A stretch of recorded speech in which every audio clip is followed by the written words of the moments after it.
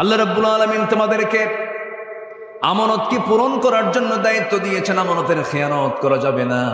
ইমানদারদের যত গুণ আছে এর মধ্যে শ্রেষ্ঠ গুণ হলো ওয়াল্লাযীনা হুম লিআমানাতিহিম ওয়া আহদিহিম রাউন ওয়াল্লাযীনা হুম আলা সালাওয়াতিহিম ইউহাফিযুন উলাইকা হুমুল ওয়ারিসুন الذين يرثون الفردوس هم فيها خالدون জোরে বলুন আল্লাহু আকবার।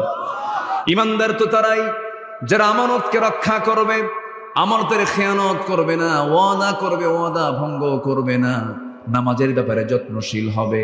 ওই সমস্ত বান্দার ব্যাপারে আল্লাহ রাব্বুল আলামিন বলছেন, আমি আল্লাহ রাব্বুল আলামিন তাকে নিজ হাতে তাকে জান্নাতুল ফিরদাউসের মালিক বানায় দেব। জোরে বলি সুবহানাল্লাহ। আমানতদারিতা কি? রাষ্ট্র যিনি পরিচালনা করেন, রাষ্ট্র তার কাছে একটা বড় আমানত। যিনি অন্যের জায়গায় চাকরি করেন, ব্যবসা তার কাছে একটা আমানত। মালিকের অধীনে চাকরি করছেন, এটা তার জন্য বড় একটা আমানত। প্রত্যেকটা জায়গায় এমন আমানত রক্ষা করে চলতে হবে।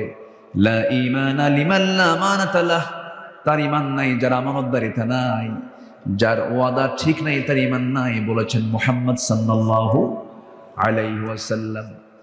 রাষ্ট্র ক্ষমতা যে লোকের হাতে চলে যাবে তার কাছে বড় একটা আমানত। ওমর ফারুক রাদিয়াল্লাহু তাআলা আনহু যতদিন শাসন করেছেন, তার রাষ্ট্র তিনি পরিচালনা করেছেন।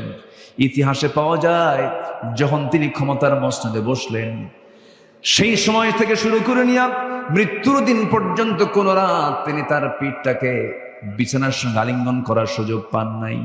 কোন রাত তার ঘুম হয় নাই।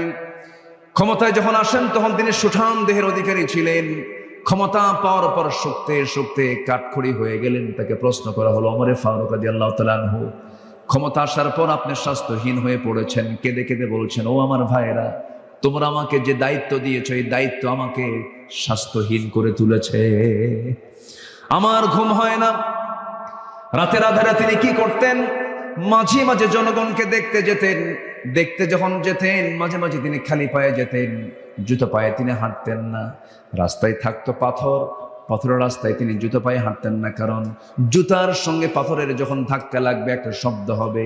ওই শব্দে যদি আমার নাগরিকেরা যদি গভীর রাতের ঘুম যদি নষ্ট হয়ে যায়, কিয়ামতের দিন আমাকে আল্লাহ তাআলা আসামির কাঠগড়ায় দাঁড় করাবে।